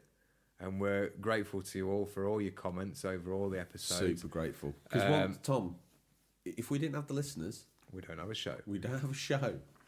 So, this comment we really enjoyed. We found it funny. And it's the kind of thing we like is like a little story about what you used to get up to when you played games when you were younger. And who... Well, why don't you do the comment, or roughly the comment? I don't want you to read it verbatim. And then... stealth drop the name. So it was during the Alternative Controller Methods podcast, and it was to do with... Don't remember that being the name, but I'm sure they'll work it out. It was to do with the fishing rod and having the opportunity to go fish in a very nice river outside the house, but choosing to stay inside and fish. Free fishing licence. Yeah, free fishing licence. The job lot. No, I want to sit in and play. So right now, the fishing. loyal, hardcore, and glorious bar stewards already know who's won this. But Tom, to those of our steward audience that don't know, tell me, whose house is this? No, whose post is this? It's Dougie McBain. Dougie McBain. Congratulations. So you've won yourself a box of, as of yet undisclosed, retro tat. Yeah, yes. Floor sweepings from the bunker. And you're also going to be able to tap up the immortal Adam the Artist, Comic Pictures 79, slip him a DM, head over to Etsy, pick yourself out a framed print, Might be somewhere off bounds, but if you want an unofficial controller picture, well, that's fine. If you want Batman, my feelings are hurt, but Adam the I Artist want that goes Batman 12. one. I've got that on order for my birthday. Oh, actually. great! Someone's going to want Stingray. The Ray family. To be fair, I don't blame them. What would I have on my? Well, I'd have Stingray. But I'm gonna get the Stingray one for when the podcast eventually crashes and burns and off a cliff. And You see that, son? Yeah. Yeah. I don't want to talk about it. I don't talk Gives me about it. PTSD. Right. Well, it's that time. It is. Tom, it's listener Stingray. When the big man makes a house call, you'd better be ready. These guys got in touch to show us their pick up some Stingrays boot. You can too. Just hashtag Stingrays boot on Instagram or Twitter, or email us. Tom, what's the email address? You can reach us at questions@unofficialcontrollerpodcast.com or direct messages on Instagram or Twitter. Wow. I thought you were going to be robot podcast. Tried to catch me out there, didn't No, you? I did, yeah. Just making sure you're listening. I know at this point it's the time, and the listeners know this is the point where you wrestle with technology. Try to punch the mic, see if I care. Told you I had a problem with it. Yes, I get distracted. I need to go here. Listeners, if you're following along, go onto Instagram, because we started this on Twitter, but it's not the place for pictures. Click the magnifying glass, click at the top, and type in Stingray's boot. Then click tags. Well, spell it right first of all. It'd be really helpful. STINGRAYISBOOT. I can't even speak. Then you click on that sucker, and then if you want to follow through not follow through, if you just copy us, click recent. All right, top picture, Tom. It's part of that this. car crash is talking about. Yeah, but it adds It's to happening. it. Retrospectively, that was humorous. Okay. Yeah. Well, first up in the Stingray's boot, we've got Harvey Retro with a copy of Alone in the Dark on the PS1. I think this came out on Dreamcast as well. I've got memories of that. Next up, we're going to move through these quite swiftly. Road to Thin and Me's had a good week. 360 titles. What's that thing in the middle? Oh. Something coming up for you, Tom. So put your face back on, champ. Click recent. Yeah, on recent. Then click the first picture. Yep. Harvey Then Retro. Scroll down. Road to Thin and Me. There he is. Nope. Not on mine. Well, you're obviously not in the loop. Mine's working fine. Next up, Tom, I had to summon in myself. Is your phone on? Sharaban? This is how I did it. Sharaban. Seeing as you listen to all the one-man shows, this is how I summon Sharaban on my own. Sharaban? Impressive audio skills. What's he brought? He's got a rock band collection, a man He after their own has, and he's got a heart. Funko He's Pop even of- got the Beatles rock band, which brings back great memories. I would say they're great, Tom. I would say they're unusual. Oh, yeah. What we got here? Now, this is a listener, Tom. I don't know if you know about this guy. You've been off, so I'll remind you. Yep. Stuck in the pass lane. Yeah. Doesn't he do like photos in the Instamax style? Instant photos. They're called Polaroids. That's the word. I The was brand looking name. And he writes a little thing on the bottom. He says, put, and relax. Now, it's double entendre here. Not only is he on holiday, he nearly didn't put this in the boot. I had to haul him back and get him to edit his tag. He's apologised. He said it was the Vino talking. And he's got, and relax. He's got a copy of Retro Gamer and a Game Boy Color and a set of shades on a Sun Lounger. He's not German, Tom, but he's using his initiative to get the Sun Lounger secured. No one wants to mess with a retro console, do they? No. At 5 a.m. Next up, we've got Radbash Gaming. He's got a collection of films and games. The inspiration to George Lucas that strange afternoon when he came up with the Crystal Skull. Yeah, now, I just saw that picture and it quickly reminded me you need to listen to Joe Rogan's podcast with Dan Aykroyd. if I've you watched it haven't already. all. Have you? I didn't just listen to it, I watched all of it. Didn't have time to listen to your solo cast, but I listened to some of that. Shame on me. I'm sorry. Yeah, actually. Public apology live on air. Yeah. I knew you. Crystal Skull vodka. It's the purest vodka you've ever tasted. Is it? Yeah. As soon as he did the ad about 6 times. Look out, we're in the boot. Skip past that. Skip past. Otaka Bram. Is he new? No, not to me anyway. Was he last Okay. week, Tom? Was he? Were you? Nope. No. Tarkabrum. He's been in and out of the boot over the history of the show. I'm going to like his picture. He's got his Resident Evil PlayStation 1 collection. Should we do live likes if we haven't liked it already?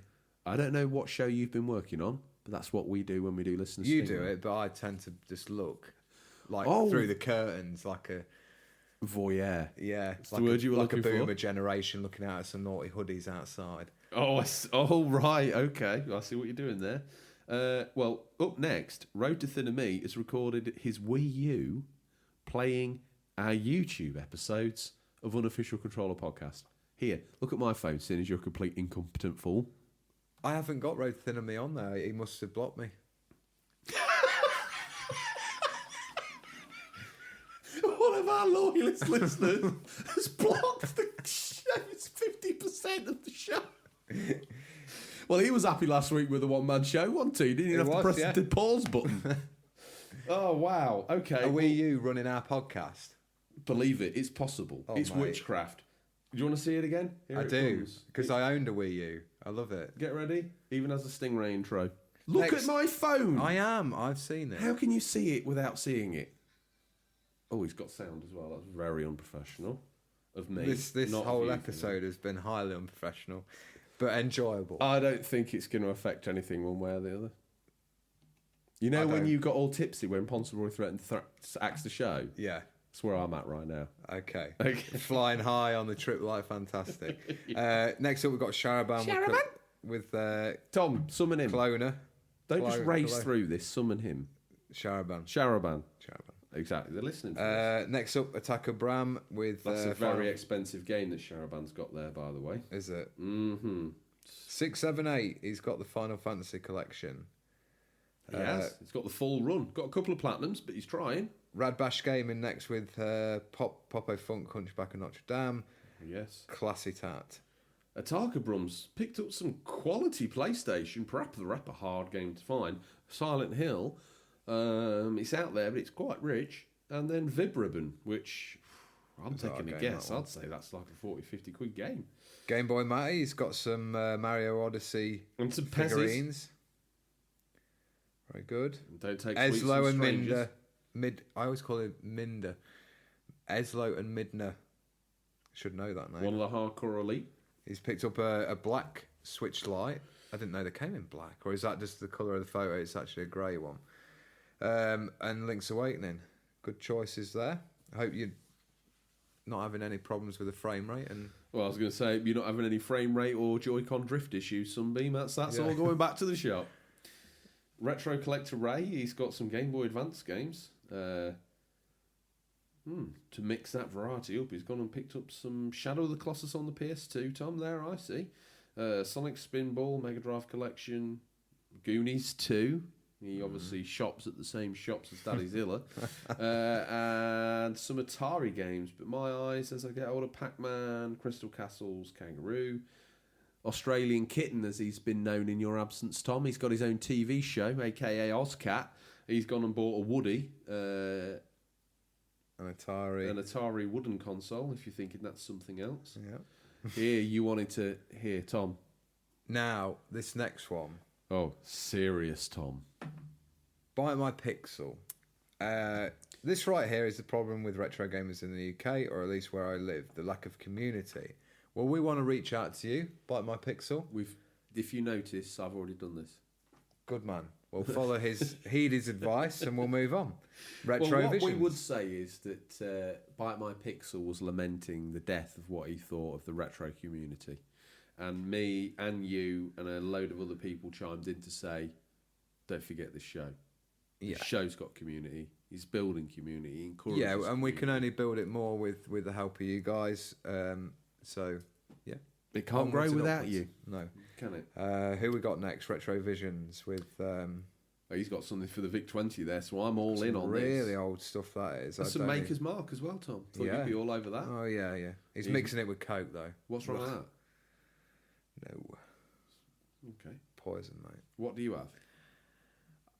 I got very poorly once after having whiskey and Coke, so I gave up Coke. The soft drink. Yeah. Yes. Just for the listeners' clarity. Interesting. So now you have it neat, you don't really enjoy it, but you drink it to look like a man. No, I enjoy it very much. I don't like beer much. When we filmed the episode where you got absolutely wasted on whiskey, Yeah. every mouthful like it was someone dragging a blade down your back. Was it? Really? You pour another one, like jam it down, like looked like you were dealing with some sort of pain, like you were a famed gunslinger. If you were Pinocchio, you'd have poked my eye out. Oh, really? After some of the legends that you've told this week, Tom, I think I'm well in the clear. Retrovisions has got a game select and protect caddy. Just why plug in all those games when you can plug in one and then use the selector switch? Daddy Zilla got 4K Sports Ultra HD DV. Is that a GoPro? I don't think it's a GoPro. I think it's an alternative to look at a GoPro. I don't know what Daddy Zilla's planning on doing, whether this is for retro hunting or whether he's got skateboards that we don't know about, or maybe it's to capture Devin Zilla in the act, midnight snacking. Could be, or cooking up a retro storm. Otaka Bram, again with more PS1 gems, he's picked up. My Game in Space, got some V8, no, I thought they were VHS, the Mega Drive games. And some PS1 games. Don't forget, Tom is the verified gamer. Happy Joysticks. Scroll. It's the Super Mario cool. Brothers Encyclopedia. Have you got this? No. You need this, boy. Yeah, that's good. But then... On-air apology from you. It's time and only right. Danny Plays, I'm really sorry that... I don't know how I've upset you, but I'm sorry. You sort of tut and moan. And Danny Plays has gone the extra mile for us on the show. So Danny Thank Plays, you. Lord Ponsonbury himself, has given you a small piece of land in the village. I had that Sonic Rush game on the DS. It's quite good. I don't think I've played Indiana Jones. I've never really got into the DS. It was a bit of a... I thought myself a bigger boy. Panic over. He has it. Panic over, Tom. He has it trapped and cornered, and he's got it in his hands, ready for the final kill. He's got himself a bit of a Game Boy Color, and he has the exact model. Uploading his latest victim. That was the colour of my Game Boy Color. Is that right? Is that what you played strange Link's Awakening on? Is it? No, I played that on the original Game Boy. Oh. I got that with Mario Golf. Hang on a minute here. Retro Gamer Thomas is doing a bit of gaming while doing a yard sale. You meant to sell those games, Retro Gamer Thomas, not play them. Next up, PCSO Ross Kent's trying to raise enough money for an extension so he can move him upstairs. Yeah, right. He's lost his back bedroom. Don't forget, to a crazed console cannibal. Mark Garage Games. I was just laughing at the insanity of my last sentence. It's got Metroid Prime 3 Corruption on the Wii, Alien Syndrome, the Zombie Survival Guide. Yeah, it's from World War Z, I think. Is that Mortal Kombat? It's like a companion book. Oh, okay. That Mortal Kombat thing, I'm not sure. It could even be a vinyl. Why don't you read his description? It is an LP. That's a great find for $1.99, brother. Yeah. Well done. Well, the big man's back, and he's cooking up a storm of 711 degrees. That happened to me the other day, Mark Garage Gamers. I got a memory card in a really cheap PS2 game. Memory card. You're still looking at Mark Garage Gamers, are you? Of course I am. I like to look and think about I like to get through Stingray's boot as fast as possible. Why? I don't know. What temperature's Daddy Zilla cooking up a retro storm at this week, Tom? 711. 711 degrees. 711. He's got a copy of MLB The Show 09 there. Region free, that. You know.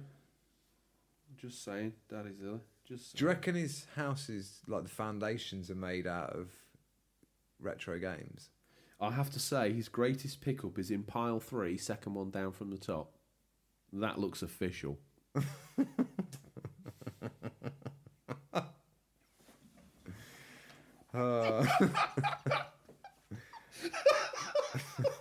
For anyone who can't see, and we know it's a podcast so you can't, Daddy Zilla, as always, he just picks up. He has no boundaries. And he's picked himself up a copy of Grand Theft Auto, but it doesn't look very legit because it's got a handwritten label slapped up the side. I'm just trying to find the top-down view of that game. I'm struggling. Oh, wait, no, it's a PS1 copy, Tom, which is why it's in that case. But obviously, that's brilliant. That is absolutely... That's brought me a lot of joy, that has, Daddy Zilla. Thank you. Right, new listener, Mary Guglia. I ain't got her either. Must have banned me as well. You literally have been blocked by half of the fan base, haven't you? This because you didn't turn up last week. My Gaming Space got the PlayStation magazines. Horizon Zero Dawn and Battlefront. Can't see them either. Tom's having a technical issue. It's blatantly going to be him. Normally these things boil down to him being incompetent. Australian Kitten. He's got Link's Awakening on the Switch. And he's got himself a cool-looking amiibo. I bought that for my boy. The guy whose world revolves around breast milk and sleep. Yes. What the hell did you get? You He bought likes that it. for your... Did he? I Oh, yeah. He walked past the amiibo. I was like, that. He He pointed did. at that specific amiibo, the one that you happen to want yourself, and you were like, okay, boy, no probs, let's get it. Absolutely. A day in the life. Well done, Oscar. Danny Plays is back in, and she's opened spread-eagled Mr. Mosquito, which she picked up last week, and spread across the picture its disc and its handbook. Do you know anything about this game? Nope. Go research. It's in your words, very Japanese. We just say Japanese. Oh, sorry. Just Japanese. I'm not in the... It encompasses everything strange in video games, if you just say Japanese. I'm not in the hyper elite. My Game in Space also chumped in with a nice selection of PSP pickups at the top, TMNT and other good stuff. Beyond Two Souls and Heavy Rain being the notable exceptions. Boba Loba. Yeah, what's he got here? It's got a new router. Ow, new toy. Our old That is a Nighthawk hell of a R7000. Okay, it looks like something off Robot Wars. It is. I think it is. Don't let the Secret. truth get in the way of a good Okay. story, Tom. It's Flipper. General Captain Chaos, or some of the equally bizarre name from that show. Sharaban. Sharaban? He's had enough shout. Say his last name. No. Ozcat TV's got himself a Sega Genesis Mini. Bet he's got a full I'm collection envious of of that.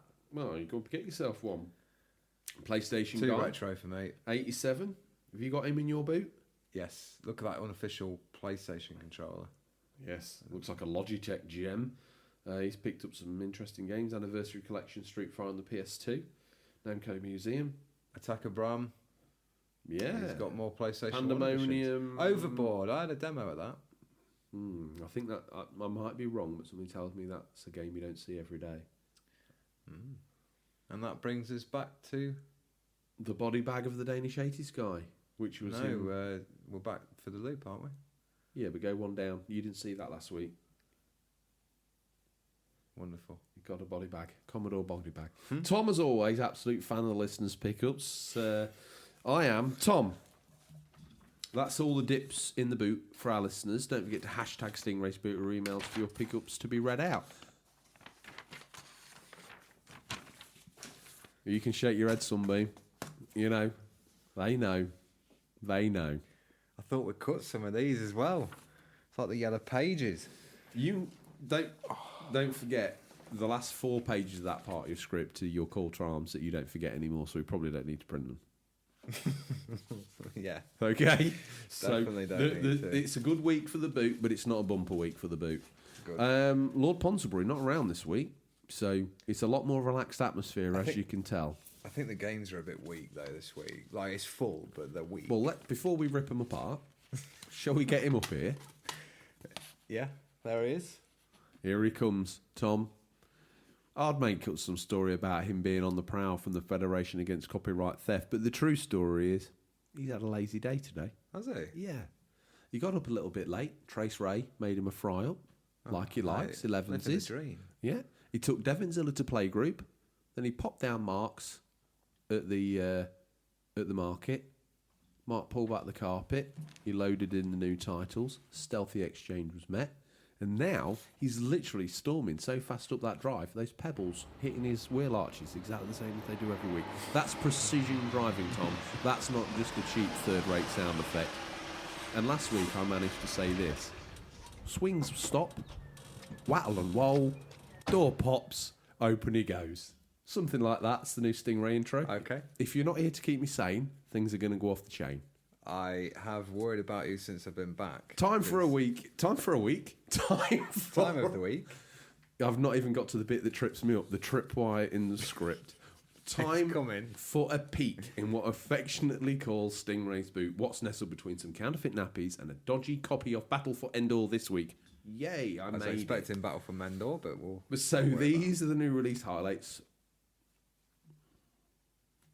We'll start again.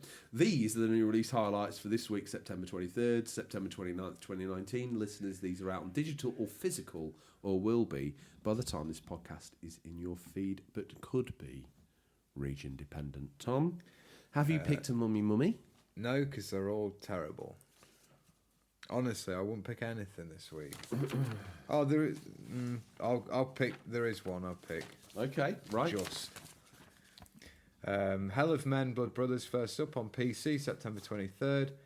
Discover Hell of Men offers an innovative mechanic who rewarding thoughtful players with a cover system for the infantry and class combinations, etc. Well, it's a PC game.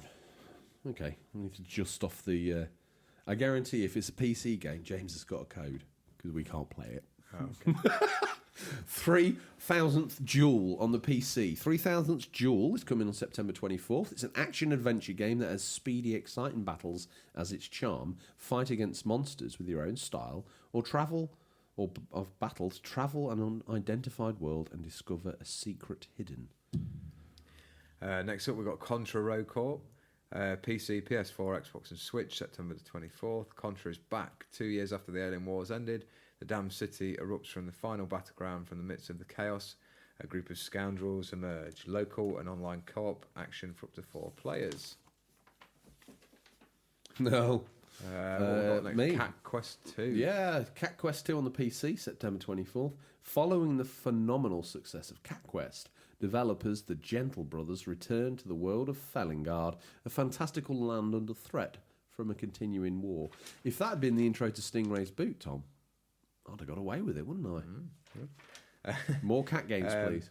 Planescape Torment Enhanced Edition on PS4, Xbox and Switch, September 24th. Uncover secrets of past lives in a story-rich tactical role-playing game set in Sigil, a dark fantasy city at the heart of the Dungeons and Dragons multiverse. Same world as the Priceverse. The multi-price-verse. That's got to be a thing. I can't be the only person that's thought that. Explore the plains, survive combat alongside a party of bizarre companions and solve puzzles unlike anything you've ever seen in the genre. What we got next? The Surge 2, PS4, PC, Xbox, September 24th. For a minute there, I didn't think it was on PC, but yeah, it was. This looked quite promising, actually, but it's not reviewing overly well. In a bid to survive, explore the sprawling, devastated Jericho City. Fight ferocious threats in brutal, unforgiving combat, slashing and tearing the limbs off your opponents to steal their equipment. Is that RV the same pet that you're pulling out? It is. Yeah. All right, well, it's a bit bigger, boy. With a Jimmy Nail soundtrack as well. Yeah, just make sure Mumsy says it's all right for you to have it. Okay.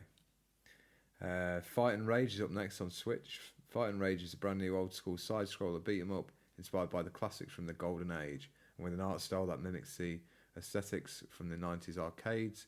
This game pays homage to all the classic gameplay features that make this genre one of the best from its time. They stitched me up a kipper here, but I'm going to have a go at this. Stygian, Reign of the Old Ones, PC, September 26th. Delve into a role-playing game of horror, loss and madness, set in the strange worlds of H.P. Lovecraft. Stygian, Reign of the Old Ones offers a mix of rich role-playing and turn-based tactical combat represented in an illustrative visual style. Can you find salvation in a dead world? Next up's my Mummy. Code Vein, PC, PS4 and Xbox, September 27th. In the face of certain death, we rise, team up and embark on a journey to the ends of hell to unlock your past and escape your living nightmare in Code Vein. I did hear a quick interesting fact about this. They were giving away the game to people who donated blood. I don't know what country that was in. It might have been the US. I'm not sure. All the good things happen there. FIFA 20, PC, PS4, Xbox, September 27th. You don't need me to read out that, so I'm going to take this last one out the boot as my mummy. Let's clear up here. Tropico 6, PS4, Xbox, September 27th. El Presidente is back. Prove yourself once again as a feared dictator or peace-loving statesman. Oh, bookended the show, that, Tom. That word. On the island state of Tropico and shape the fate of your very own Banana Republic through 4 distinctive areas. And I would say at this point, Tom, the eagle-eared listeners know that now the only thing left for me to do is to ask you what you're hoping to play. Hopefully get further on through Link's Awakening. Maybe not finish it. In a week. Yeah. I finished Astral Chain, so that's done and dusted, apart from the epilogue. And I've got Fire Emblem Three Houses, which I forgot to mention. Shame. I played it last week. Oh, I sorry. Unshame. Unshame. I need one more time. Unshame. So I think shame 3 times on the way in. Okay. So yeah, I've got that to carry on with, which the story's still really good on that. You didn't mention it at the top of the show. Things got a bit dicey though. You did talk about Link's Awakening badly for 30 minutes. I did. They have nailed it though. Like Fire Emblem Three Houses, Astral Chain, Link's Awakening next month. Luigi's Mansion 3. No, November Pokemon. It's been a very fevered launch, and one would imagine those titles are the sort of games that could help you have a good Christmas. Yes. Absolutely. New console variation out as well at a lower price point. You'd also think would help attract new acquisitions. It's a good time to be in the Switch Nintendo. Yeah, in the Nintendo universe. Corporate club. They turned 130 the other day as well. Wow, as a shareholder, did you get anything for that? Yeah, they sent me a golden Tingle statue from Majora's Mask. Wow. Yeah. Signed by Miyamoto-san. Do you know what? I was on board until you did that bit. Yeah. So I tell you what I'm going to play? And I'll download that Medieval demo as well. So when I finally get home out of the bunker, MLB 19, Medieval. Oh, it's not going to be out this weekend, is it? Do you know I don't know how long the demo's out for. Did it say? No, if I missed that, that's MLB. fine. MLB, it's not going to be out this weekend, is it? I'm surprised being such a big fan though, you don't own that. It's a very, very pricey game. Yeah. It's a very, very pricey game. Yeah. And that's good. And we're in September. I bet if you checked it today. Have you got 18? 17. Right. I bet if you checked it today, I bet it's still 50 quid. Yeah. So I'm not putting that down. I got the other one when it was reduced. So anyway, I'm not going to be playing that, but I am going to be playing VR Files. I should play that, shouldn't I? I will do. Choice. I'll do that. I'll do Yakuza because I need to get 2 finished because it's been out the tray for a while now. Gonna persevere. Sorry, with Resi 4. It's kind of like our go away game, but the thing is, I don't want it to be going back there in a month's time. You know how when you play a game, your skill set starts at the floor, and as you learn the game and the controls and the nuances and the gameplay loops, it goes up on a scale. Yeah. If you get, now this has happened to every gamer out there, I'm sure they can identify with this. If you get halfway up the scale and then think, oh, another game's come out or I've got to go away and I can't play that game, and you come back in, even fresh in your head, and you put the game in, it's impossible. Yeah, I think or at least it's difficult. It loses that momentum, doesn't it? You can be quite enjoying it, and then something new and shiny comes. This happens to me a lot because I'm terrible for it. Fire Emblem Three Houses has been an example. Shame. Shame. Unshame. Unshame. Yeah, it does happen a lot, doesn't it? You just go back to them and you're like, See, I'm not worried about Yakuza Kiwami in that regard because it's generally, I think even a monkey fitting on a joystick could probably do all right in that game. Yeah. That's all. And if we've arrived at the point in time, Tom, where neither of us got anything to say to each other, get off. Okay. That's all we have time for this week, listeners. As always, thank you for your time, and we look forward to the pleasure of speaking to you again next week. Until then, happy gaming, and remember, there's nothing wrong with being given the unofficial controller. It's what you do with it that counts. See you next week, guys. See ya.